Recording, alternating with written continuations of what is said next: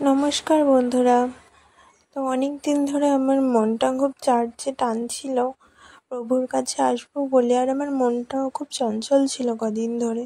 তো খুব মন টানছিল বলে চলেই এসেছি শিয়ালদার চার্চে।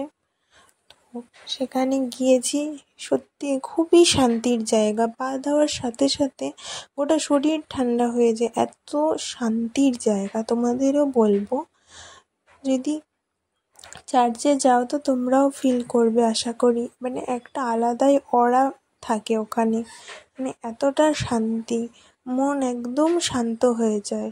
মানে এতটা শান্ত হয়ে যায় মন, তোমরা ভাবতে পারবে না। প্রভুর এত কৃপা, এত কৃপা, মানে কিছু বলার নেই। এত মানে যা বলবো তাই কম হবে। আমার তো চার্চে শুধু মন টানে, আমার এত ভালো লাগে প্রভুর কাছে যেতে।